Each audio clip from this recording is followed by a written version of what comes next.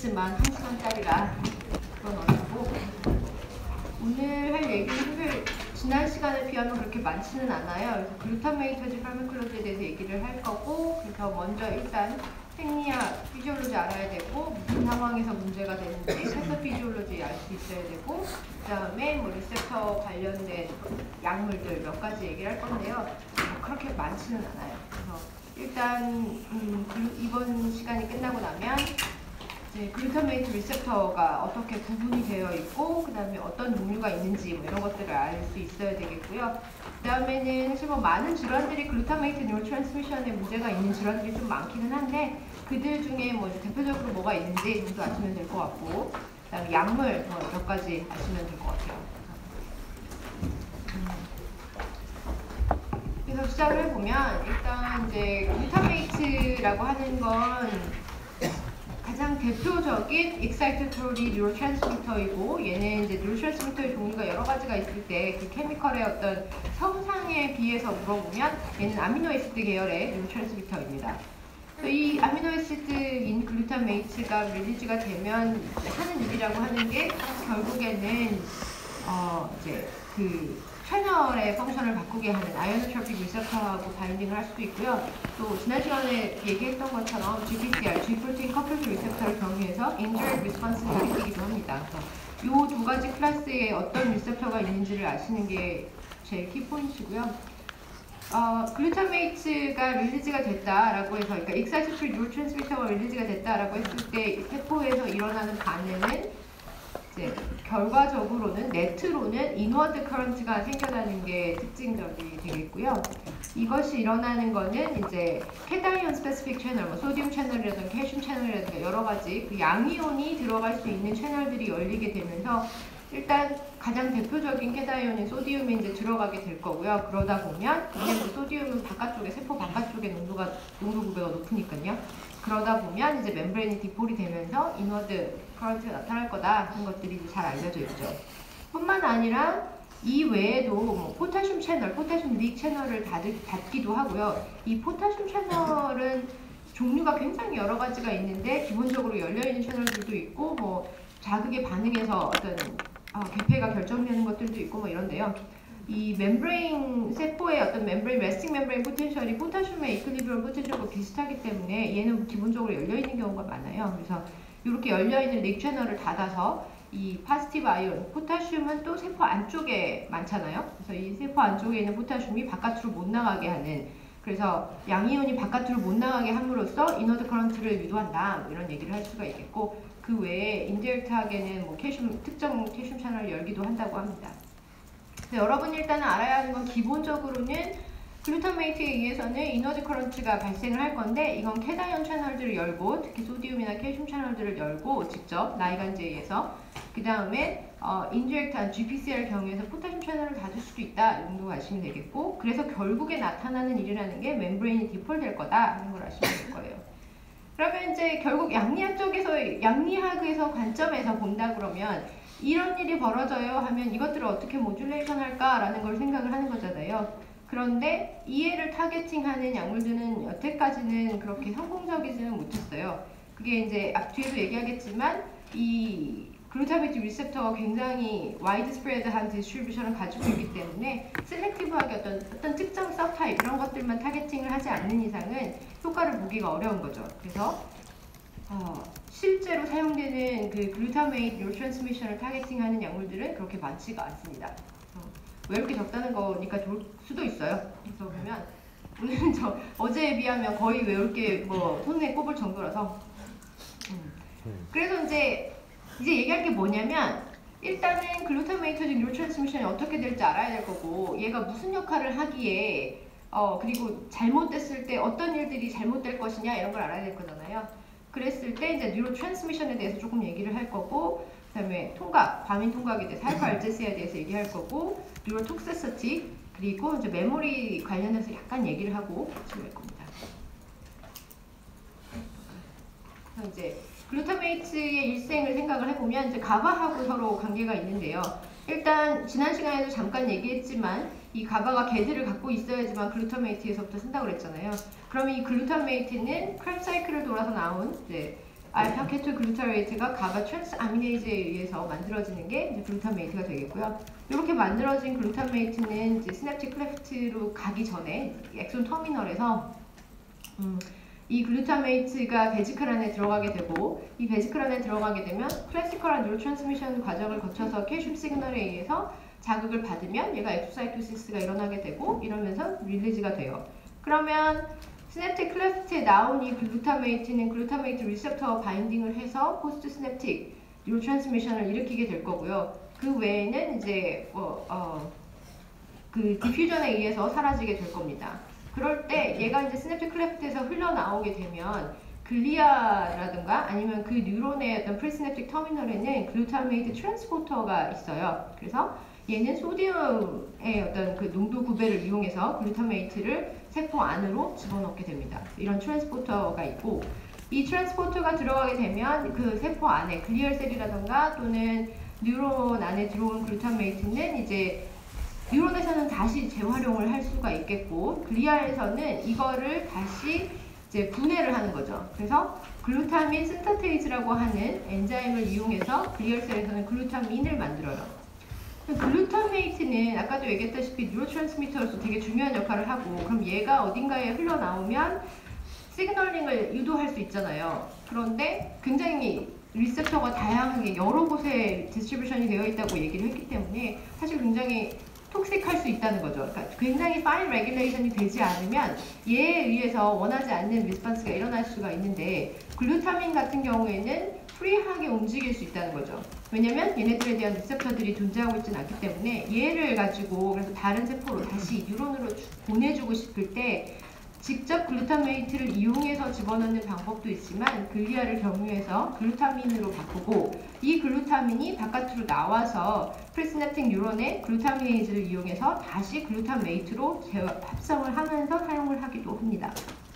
이 과정을 거쳐서 이제 글루타메이트가 만들어지게 되고 시그널링이 돌게 된다는 거죠.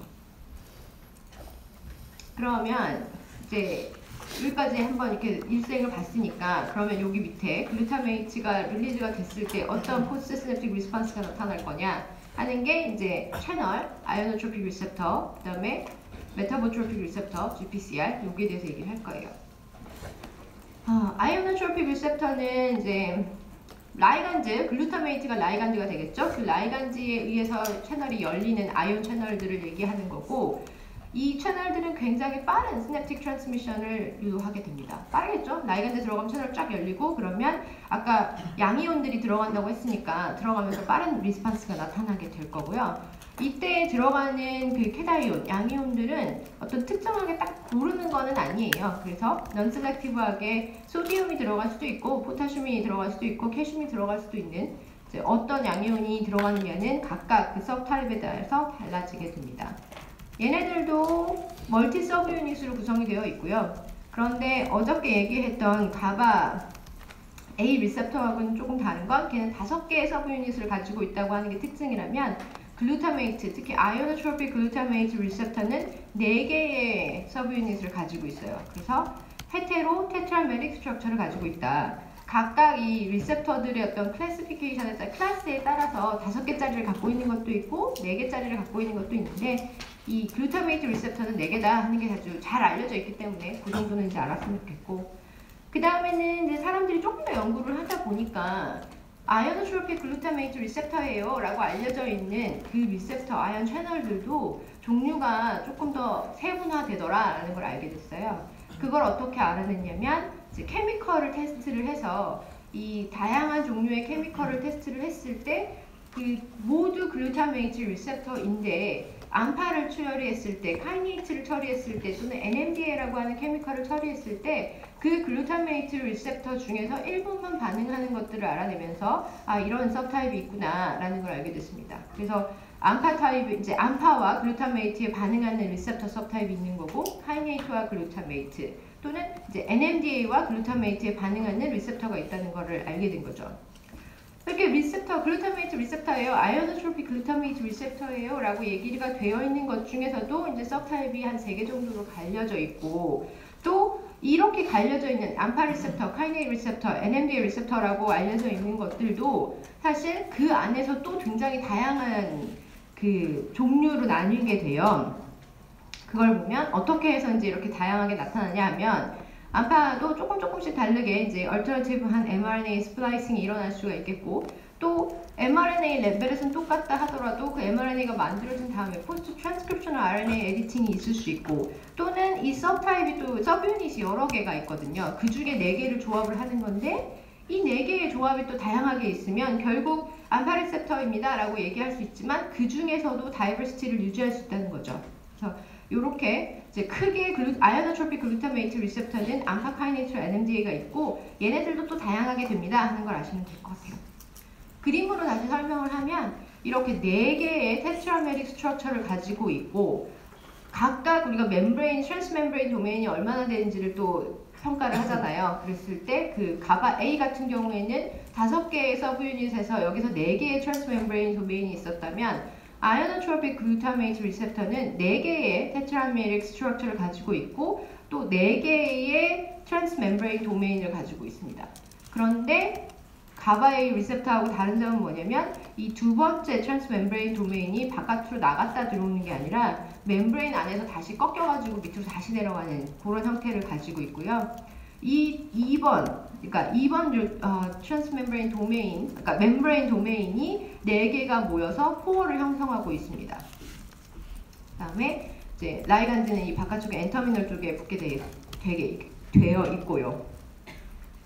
그래서 각각의 이제 아이오노트로픽 리셉터 유명한 아이들이 암파와 카이네이트 NMDA 리셉터니까 얘네들이 어떻게 차이가 나고 어디에 분포하고 뭐 이런 것들에 대해서 이제 보시면요.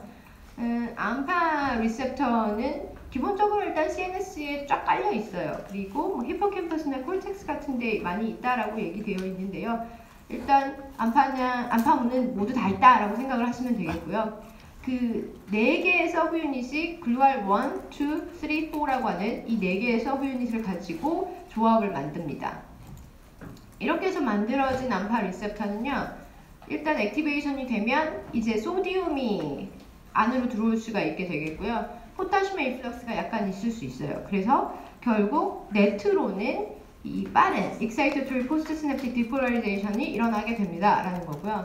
이 암파 리셉터의 특징 중에 특이적인 거는 이 글루알2가 얘가 조합을 하다 보면 글루알2가 없이 1번, 3번, 4번만 가지고 조합이 되게 되면 이때는 특별하게 보통의 암파 리셉터는 소디움과 포타슘만 왔다 갔다 할 수 있는데 이제 글루알2가 없는 서브유닛 같은 경우에는 칼슘의 퍼미어빌리티가 생겨나게 돼요.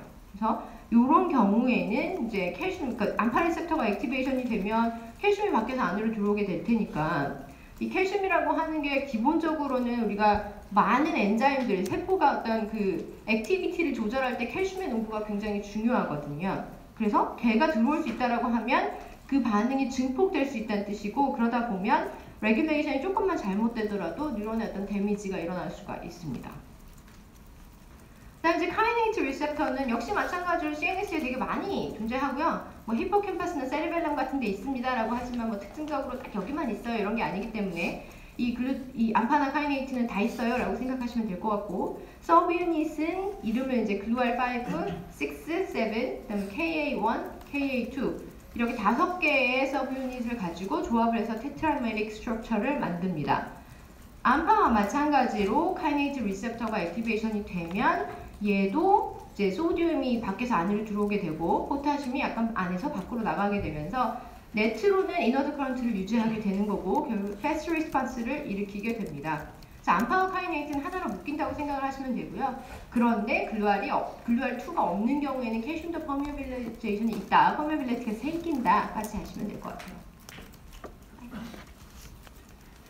그래서 그에 반해서 NMDA 리셉터는 약간 다른 앞에 있는 암파나 카이네이트와는 조금 다른 리셉터가 되겠는데요. 얘는 주로 히포캠퍼스라던가 세리브럴 콜텍스라던가 스파이널 코드 같은 데 주로 많이 존재하고요. 암파나 카이네이트 비해서는 조금 더 그 리미티드 에어리어의 익스프레션이 있다고 알려져 있습니다. 5개의 서브 유닛을 가지고 있고 그러니까 이 중에 4개를 또 고르는 거고 NR1 또는 NR2A, 2B, 2C, 2D 이렇게 5개 중에서 4개를 골라가지고 이 테트라메릭 스트럭처를 만들게 되고요. 얘는 앞에 암파카이네이트랑은 다르게 글루타메이트 혼자 바인딩한다고 해서 이 채널을 열 수가 없어요. 얘는 코팩터라고 하는, 그러니까 글라이신이 같이 붙어야지만 이 채널이 액티베이션이 될 수 있는 선결 조건이 완성이 되고요. 이게 어쨌든 글루타메이트 NMDA 리셉터가 액티베이션이 됐다고 하면 나오는 효과라는 건 소디움이 들어갈 거고 칼슘이 들어가고 포타슘이 약간 나갑니다. 아까 걔네들과는 다른, 앞에 있는 애들과 다른 거는 이제 기본적으로 얘는 칼슘이 왔다 갔다 할 수 있다는 채널이라서 좀 더 이제 중요하게 파인 레귤레이션이 돼야 되겠다라는 생각이 들겠죠. 주로는 혼자 여기 딱 있는 게 아니라요. 얘가 있는 곳에는 암파나 카이네이트 리셉터가 같이 주변에 존재하는 경우가 종종 있고요. 얘를 이용해가지고 이제 글루타메이트가 릴리즈가 되게 되면 암파나 카이네이트 리셉터가 액티베이션이 될 거잖아요.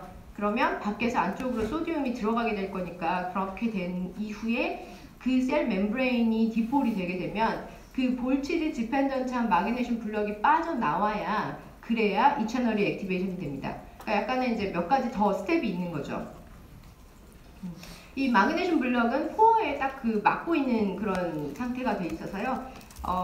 일단 글루타메이트가 있고 그 다음에 글라이신이 익스트라셀러 스페이스 두 개가 붙어야 되는 코팩터가 있어야 된다는 거 한 가지 조건이 완성이 돼야 되고, 두 번째는 다른 원인들에 의해서 다른 스티뮬러스에 의해서 멤브레인이 디폴이 되어야 그 포어를 막고 있던 마그네슘이 떨어져 나가게 돼서 이제 통로가 열리게 되는 거예요. 그래서 이렇게 두 가지 조건이 완성이 돼야지만, 만족이 돼야지만 이 NMDA 리셉터가 실제로 칼슘의 인플럭스를 유도할 수 있거든요.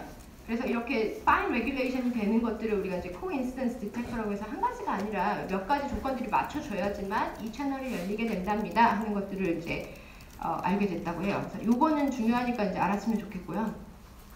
그림으로 다시 설명을 해보면 암파나 카이네이트와 이제 NMDA 리셉터가 조금 다르다. 어떻게 다르냐면 얘는 글루타메이트와 암파가 붙는 자리가 있고 또는 글루타메이트와 카이네이트가 붙는 자리가 있다고 하면 이게 붙으면 바로 채널이 열리면서 포어가 열리면서 소디움이 밖에서 안으로 들어가고 포타슘이 나간다고 한다면 NMDA와 글루타메이트가 붙는 NMDA 리셉터는 글루타메이트가 붙고 글라이신도 같이 붙어야 되고 이 안에 마그네슘 블럭이 이렇게 차 있다가 이 멤브레인이 디폴이 되면 그때 이 마그네슘 블럭이 빠져나가게 되면서 밖에서 안으로 칼슘이 들어갈 수 있다 라는 겁니다.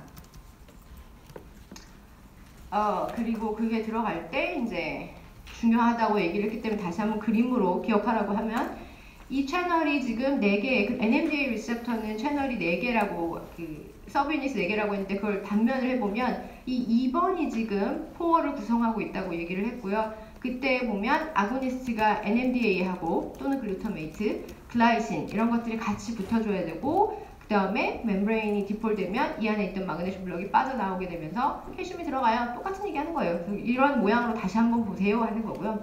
그런 걸 우리가 이제 코인시던스 디텍터라고 얘기를 했습니다. 지금까지 얘기한 거를 또 반복을 하면 사실 지겹겠지만 이 표로 다시 한번 보여주는 거고요.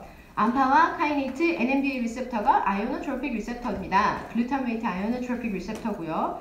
이 암파 리셉터는 서브유닛이 글루알 1, 2, 3, 4예요 라고 얘기가 되어 있는 거고, 카이네이트는 5, 6, 7, KA 1번, 2번, NMDA는 NR 1, EA, E, B, C, D 이렇게 5개 중에 4개를 고르는 겁니다 하는 겁니다. 아고니스트는 아까 얘기했다시피 글루타메이트 또는 암파, 글루타메이트 또는 카이네이트, 글루타메이트 또는 NMDA, 그리고 글라이신 같은 게 있어야 되고 멤브레인이 디폴이 필요해요. 이런 걸 코인시던스 디텍터라고 얘기합니다 라고 얘기했죠. 그래서 얘네들이 액티베이션이 돼서 암파 리셉터가 열리고 카이네이트, NMDA 리셉터가 열리면 나타나는 일이라는 게 암파나 카이네이트는 소디움 인플럭스가 일어나고 포타슘 인플럭스가 일어납니다. 아까 글루알2가 없는 구조 같은 경우에는, 그런 구성의 경우에는 칼슘도 이제 펌이업을 해줘요. NMDA는 기본적으로 칼슘이 인플럭스가 있고 포타슘의 인플럭스가 있습니다. 여기까지 외우시면 이제 이게 다예요. 여태까지 한 건. 그거를 이제 하고 나서 여태까지는 이제 아이오노트로픽 리셉터에 대해서 얘기를 했으니까 이제 메타보트로픽 리셉터에 대해서 얘기를 하자면, 사실 글루타메이트 리셉터는 아이오노트로픽 리셉터가 되게 유명하고요. 그 3가지가 되게 유명하고 또 그들에 대한 연구가 굉장히 많이 되어 있는 반면 메타보트로픽 리셉터는 그에 비해서 조금 이제 연구가 좀 덜 돼 있는 상태이긴 해요. 기본적으로 GPCR이고 G 프로테인 커플드 리셉터고 그 말은 무슨 말이냐면 7개의 트랜스멤브레인 도메인을 갖고 있는 리셉터입니다 라는 거죠. 종류가 8개의 서브타입을 가지고 있고요. 8개로 구성이 되어 있고 지금까지 알려져 있기로는 그거를 그룹 1, 2, 3로 3개로 크게 나누어 가지고 그룹 1 같은 경우에는 이제 GQ 프로테인이라던가 GS 프로테인을 경유해서 GQ를 경유해서는 이제 포스포라이페이즈 C가 액티베이션이 되면서 PIP2 망하고 IP3가 나오면서 칼슘이 인트라셀룰러 칼슘이 증가해요 라는 얘기들을 주로 하잖아요. 그게 액티베이션이 되고 또는 GS를 경유해서 아데닐린 사이클레이즈를 액티베이션 시키면서 사이클릭 AMP 양이 증가되면서 일어나는 일들, 그러니까 GQ와 GS를 경유한 익사이테이션 효과라면 그룹 2나 그룹 3는 주로 GI 프로테인하고 커플이 돼 있어서요. 아데닐린 사이클레이즈를 이니비션 시킴으로써 사이클릭 AMP 신테시스를 억제하고 감소시켜주고 그에 따라서 이니비토리 펑션을 일으키게 됩니다. 주로 이제 그룹 1은 그룹 1 M글루알이 있다라고 액티베이션이 됐다 하면 익사이테이션이 될 것 같다. 그러면 뉴런이 파이어링이 증가할 거다. 이렇게 생각하시면 되겠고 그룹 2나 3는 주로 어디 있냐면 그 프리시냅틱 터미널에 주로 많이 존재를 하고요. 그거에 의해서 이제 이니비션이 되면 이 프리시냅틱 칼슘 채널들의 인히비션 효과가 있으면서 결국 글루타메이트 릴리즈가 감소하게 돼서 오토리셉터 같은 역할을 한다라고 생각하시면 되겠습니다. 그래서 메타보트로픽 리셉터는 그룹 1과 2, 3로 나뉘어요 라는 걸 지금까지 얘기를 했고요. 그림으로 다시 한번 설명하자고 하면 이 G 프로테인 커플드 리셉터는 다 이런 식으로 보여지게 돼 있죠. 그래서 알파가 누구냐라는 게 중요한 거고 G 알파에 누가 어떤 서브타입이냐는 게 중요한 거고 이 글루타메이트가 바인딩을 하게 되면 라인간지가 리셉터에 바인딩하게 되면 이제 그룹 1 같은 경우에는 이 알파 GS 또는 GQ 프로테인이 액티베이션이 되고 여기는 안 나왔네. GS나 GQ 프로테인이 액티베이션이 되게 되고 이 GS가 액티베이션이 됐다 하면 기본적으로 아데닐린 사이클레이즈가 액티베이션이 될 거고 사이클릭 AMP가 증가할 거예요 하는 건 쭉 나오는 스테레오티피컬 리스폰스가 되겠고요. GQ 프로테인이 액티베이션 돼요 하면 PLC를 경유해서 IP3가 증가할 거고 칼슘이 증가할 거예요 하는 게 쭉 연결되는 거예요. 그래서 그 얘기가 생략되어 있는 거라서 그 과정이 일어날 겁니다 라는 거고요. 또 남은 베타 감마 서브유닛이잖아요. 그 베타 감마는 인디렉트하게 아연 채널을 건드려서요. 이 포타슘 채널을 닫아서 양이온의 로스를 억제를 한다던가 또는 특정 칼슘 채널을 열어서 밖에서 안으로 들어오게 이너드 커런트를 더 증가시킨다던가 뭐 이런 일들을 하기도 합니다. 그래서 결국 네트로 나왔을 때 어떤 효과가 나타날까요? 라고 하면 이제 얘와 얘는 일견 반대되는 얘기를 하는 것처럼 보이지만 네트로 봤을 때는 그룹 1 M글루알은 결국 뉴런을 익사이테이션을 시킬 거고요. 2, 3는 이니비션 시킬 겁니다. 라는 걸 이제 아시면 돼요. 그러면 아까 8개의 서브타입이 알려져 있다고 그랬잖아요. 이거 보면 이게 순서대로 1, 2, 3, 4, 5, 6, 7, 8이면 좋겠지만 그렇지는 않아서 그룹 1은 1번과 5번 M글루알 1과 M글루알 5가 이제 서브타입으로 구성이 되어 있고 2번은 클래스 2는 이제 그러니까 M글루알 2, 3, 그 다음에 나머지 4번, 6번, 7번, 8번이 그룹 3입니다. 계속 반복하는 거지만 이 M글루알 1 같은 경우에는 이제 GS를 액티베이션 시켜서 아데닐린 사이클레이즈와 사이클릭 AMP 패스웨이를 경유한다면 M글루알 1과 M글루알 5는 GQ 프로테인도 액티베이션 시켜서 이제 이 PIP2 하이드롤라이시스, IP3 인크리스, 그 다음에 다이아실 글리세롤 액티베이션 이거에 의해서 PKC가 액티베이션이 됩니다. 이런 것들이 이제 다 일어나게 되고요. 인디렉트하게 베타 감마 서브 유닛을 경유해서 포타슘 채널이 이니비션 돼요. 닫혀요. 2번과 3번 그룹 2와 그룹 3는 주로 똑같이 아데닐린 사이클레이즈를 억제하는 GI 프로테인이 액티베이션이 되고요. 그래서 사이클릭 AMP 양이 감소하고 뭐 칼슘 채널들을 억제를 한답니다. 이외에 뭐 포타슘 채널도 액티베이션 시켜요. 뭐 이런 일들이 있는데요. 일단 뭐 이런 것까지 다 알기는 어려워도 기본적으로 M글루알은 크게 또 3개가 있다. 그리고 1번은 주로 액티베이션 시키는, 익사이테이션 시키는 거고 2번과 3번 그룹 3나 그룹 3는 2와 3는 이니비션 시킵니다. 까지 하시면 훌륭할 것 같아요. 그 다음에 이제 여기까지가 이제 피지올로지에 대해서 얘기를 한 거고요. 그러면 패솔로직 스테이터스가 뭐가 있나를 알아야겠죠. 그래야 무슨 치료를 할 거니까. 일단은 글루타메이트 리스폰스를 터미네이션 시키려면 할 수 있는 방법이 뭐냐, 이게 뭔가 잘못됐을 테니까 그 리스폰스를 터미네이션 시키려면 일단 글루타메이트가 시냅틱 클래프트에 릴리즈 된 거를 글리아가 업테이크 시켜버리거나 또는 프리시냅틱 뉴런이 가져가거나 해서 시냅틱 클래프트에 있는 글루타메이트를 제거하는 방법이 있어요. 두 번째는 디퓨전을 빨리 시켜가지고 없애주는 방법도 있을 수 있겠죠. 또는 있긴 있지만 글루타메이트가 시냅틱 클래프트에 있긴 있지만 리셉터를 디센시타이제이션 시켜서 리셉터가 기능을 못하게 만들면 그 트랜스미션이 잘 안 일어나게 될 거잖아요. 그 세 가지 방법들이 있을 수가 있겠고, 이런 상황에서 패솔로직 스테이터스에서는 기본적으로 글루타메이트 릴리즈가 되게 많아지는 경우가 많아요. 또 리업테이크가 잘 안 되는 경우도 많아요. 그러니까 시냅틱 클래프트의 글루타메이트 리스폰스, 그러니까 인크리스가 일어나게 되고 그것 때문에 포스트시냅틱 뉴런의 익사이테이션이 과도하게 일어나게 되고요. 그게 과도하게 일어나게 되면 이제 NMDA 리셉터 같은 게 액티베이션이 될 테니 칼슘이 안으로 들어가게 돼서 그 뒤에 뉴런이 죽어가게 되는 거예요. 그런 걸, 그래서 이제 그 뒤에 뉴런이 죽는 걸 뭐라고 하냐면 흥분해서 터져 죽어요 하는 걸 익사이토톡시시티라고 얘기를 하고요. 흥분 과독성이라고 얘기를 합니다. 그래서 세포가 너무 과하게 적당히 익사이테이션하고 다시 이니비션이 돼야 되는데 이 과정이 잘 안 돼서 지속적으로 익사이테이션이 일어나다가 결국에는 세포가 죽는 걸 우리가 익사이토톡시시티라고 얘기를 하고, 많은 CNS의 이제 질환들이 익사이토톡시시티와 관련이 되어 있어요. 그래서 이제 CNS 디지즈가 여러 가지가 있지만 이제 신경 퇴행성, 뉴로디제너레이티브 디지즈가 있고, 스트로크나 트라우마 같은 것들도 있고, 뭐 하이퍼 LGS라든가 에필랩시라든가 굉장히 다양한 종류가 있는데 실은 뭐 아직 잘 몰라요. 그리고 잘 치료하기도 못하고 큐어라고 하는 것들도 없고, 그래서 매니지를 할 수 있는 방법들은 있지만 아직 잘 모르고 있기 때문에, 그 말은 무슨 말이냐면 약물이 잘 개발이 안 돼 있다는 얘기거든요. 특히나 글루타메이트 뉴로트랜스미션을 타겟팅하고 있는 약은 거의 없어요. 그래서 한두 개 있기 때문에 이제 거기에 대해서 보면 일단 신경 퇴행성 뉴로디제너레이티브 디지즈에서는 ALS가 대표적이고, 뭐 디멘시아, 치매, 요즘 정부가 뭐라고 하지? 이렇게 열심히 치료하고 싶어하는 그 디멘시아, 또 파킨슨스 디지즈 이런 것들이 있다고 하면, 일단 ALS는 모터 뉴런이 죽는 건데 브레인스템이라던가 스파이널 코드에 있는 벤트럴 혼에 있는 모터 뉴런이라던가 아니면 모터 콜텍스에 있는 모터 뉴런이라던가 이런 뉴런들이 죽어가게 되니까 얘가 원래 지배를 하고 있었던 스켈레탈 머슬이 약화되고 그다음 스켈레탈 머슬이 이제 애트로피가 빠지게 되는 건데요.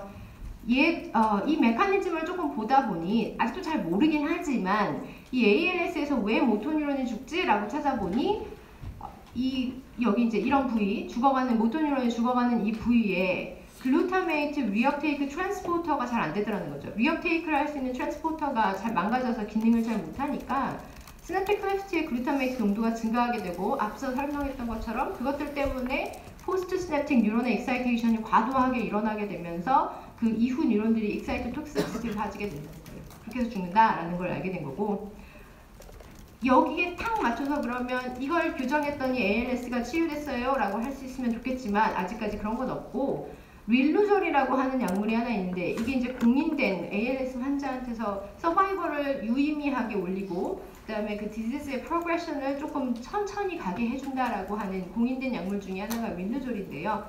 뭐 이런다 하더라도 이거를 완벽하게 돌려줘요 하는 약은 아니고요.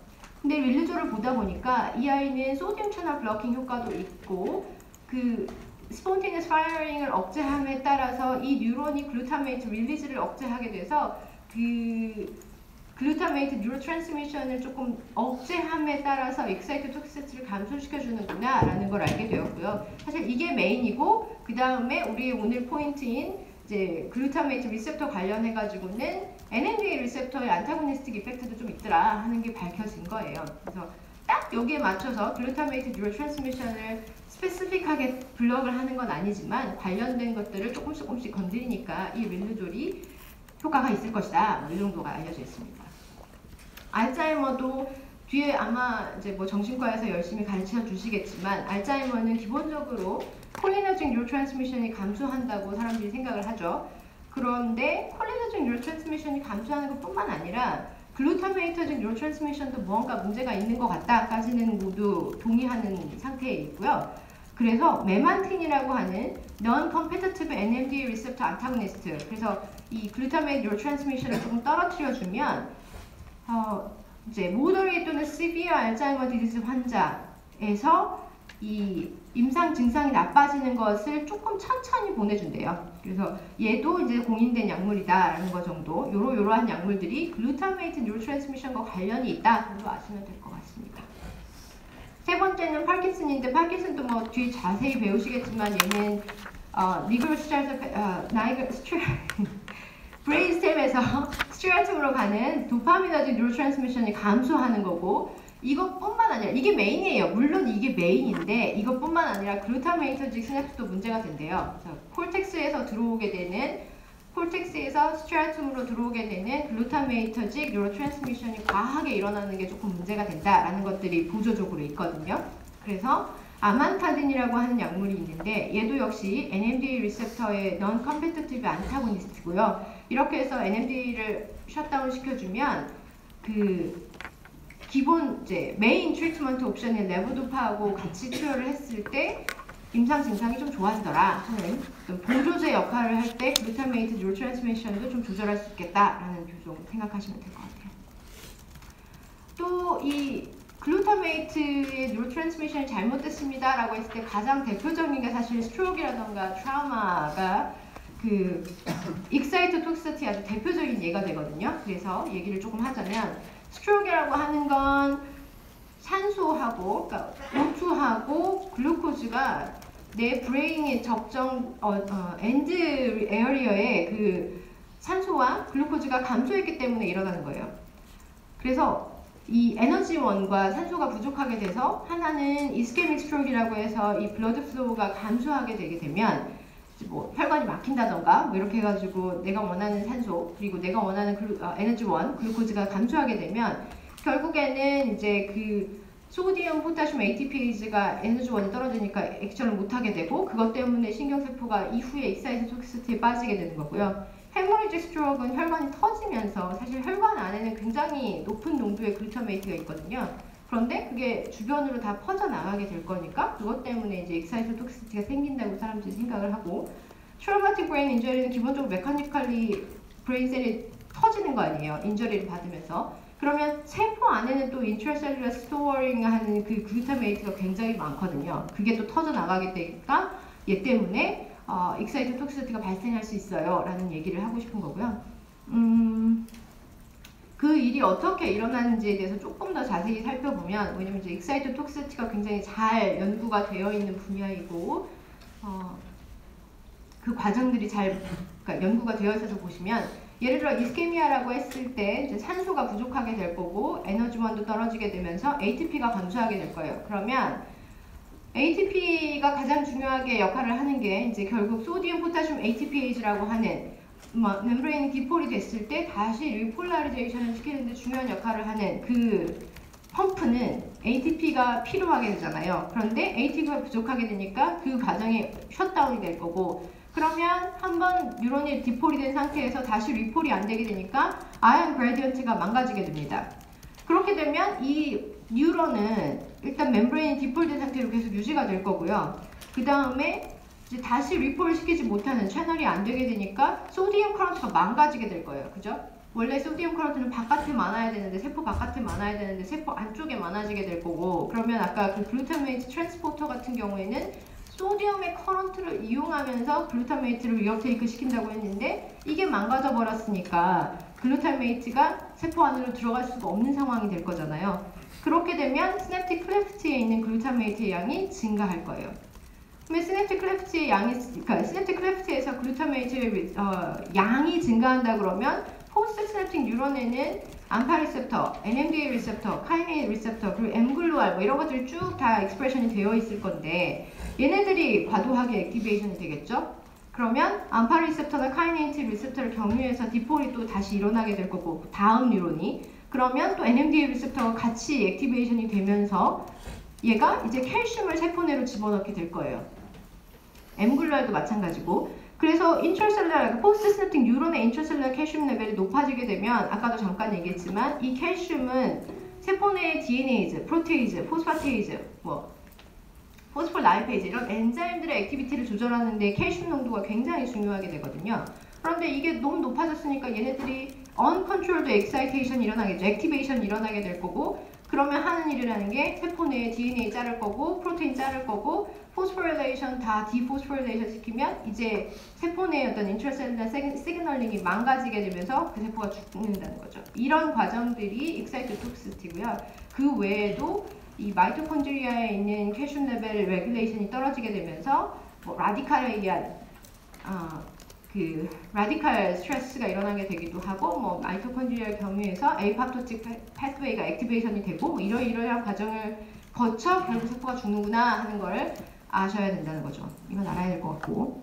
그래서 이렇게 신경세포가 죽어가는데 글루타메이트 뉴로트랜스미션이 중요하더라 라는 걸 아셨으면 좋겠고, 이걸 말로 표현한 걸 그림으로 다시 한번 그린 겁니다. 그래서 여기서 보면 이제 이 글루타메이트가 릴리즈 됐을 때 암파카이네이트에 의해서 도움을 받으면 NMDA가 액티베이션이 될 거고, 마그네슘 블록 빠지면서 칼슘이 들어오게 될 거고, 칼슘이 들어오게 되면 결국 이 모든 카이네이즈, 포스파테이즈 이런 것들이 과도하게 흥분하면서 액티베이션 되면서 이 세포가 죽을 거다라는 거죠. 근데 그러면 NMDA 리셉터나 암파 리셉터 이런 거를 억제하고 싶을 거 아니에요. 잘 안 되더라는 거죠. 그래서 지금까지는 뭐 메만틴이라고 하는 아까 그 알츠하이머에 관련된 이런 NMDA non-competitive antagonist를 처리를 했을 때 좀 효과가 있더라라는 게 있고, 뭐 엠글루알도 좀 처리해 보니까 효과가 있더라라는 게 있는데 아직까지는 다 별반 소용이 없습니다. 하이퍼알드시아도 사실 뭐 이거는 이제 정의상 보면 기본적으로는 페인을 느끼면 안 되는 건데 페인을 느끼는 상황이 되는 거고요. 뭐 여러 가지 이유에 의해서 그런 일들이 벌어져요. 왜 그런가? 라고 생각할 때 이것도 잘 모르는데 페리페리에서 계속적으로 어떤 노시셉티브 스티뮬라이가 들어오게 되면 이걸 받는 그 스파이널 코드에 있는 도절혼에 있는 그 도절지 갱글리아의 그 NMDA 리스폰스가 계속 과하게 일어나게 되면서 EPSSP가 그러니까 Excitatory Post-Synaptic Potential이 증가하더라. 그리고 그게 이제 칼슘 리스폰스에 의한 거더라. 그러다 보니까 이번엔 암파 리셉터도 글루알2가 없어지더라. 그래서 칼슘에 대한 어떤 퍼미어빌리티가 더 높아지면서 세포가 죽는 것 같은데요? 까지 돼 있어요. 잘 몰라요. 그래서 잘 모르니까 약도 없어요. 그래서 그냥 이런 걸 한번 해봤으면 좋겠다라는 생각이 있어서 보면 NMDA 리셉터 안타고니스틱 이펙트가 있긴 있겠지? 그럼 투여하려면 뭐 인트라스파이널로 바로 주거나 아니면 엑스트라줄러로 바로 주거나 아니면 IP로 주거나 뭐 이런 식으로 주고 싶을 거잖아요. 그랬을 때 그 근처에 주는 게 딴 데에 주는 것보다 그냥 먹거나 이런 거에 비하면 조금 더 사이드 이펙트가 덜하더라 하는 정도가 알려져 있어요. 그건 뭐 당연하겠죠. 다 주면 글루타메이트 리셉터는 여러 곳에 있을 건데 브레인에 굉장히 많은 곳에 있을 거고 스파이널 코드에 굉장히 많은 곳에 있을 건데 타겟 사이트에만 주면 거기만 로컬하게 들어갈 수 있으니까 그런 게 좀 낫겠다 정도가 되어 있어요. 마지막으로 에필랩시 같은 경우에는요, 이것도 이제 아마 다음 주쯤에 이제 배우시게 될 건데 임상 파트에서 이 시저라고 하는 것은 결국 신경세포가 과도하게 액티베이션이 되는 거고, 이렇게 과도하게 액티베이션이 될 때에는 글루타메이트 뉴로트랜스미션이 증가했기 때문일 거다라는 생각을 하실 수가 있잖아요.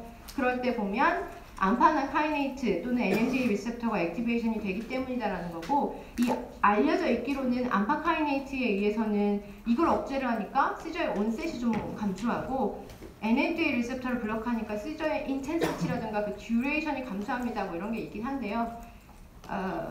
잘 알려져 있거나 뭐 이렇게 딱 그 프루븐 되어 있는 것들은 아니어서 그냥 그런 것도 있다 정도만 아시면 되겠고, 약으로도 중요한 건 가바어직 이넨스를 시키는 게 더 중요하고요. 글루타메이트는 굉장히 보조적이거나 제한적이긴 하지만 라모트리진이나 펠바메이트 같은 글루타메이트적 뉴로트랜스미션을 터치하는 약물들이 있고, 특히 라모트리진은 그것뿐만 아니라 더티 드럭이어서 이 소디움 채널들도 블록한다던가 뭐 이런 것들의 효과들도 있다.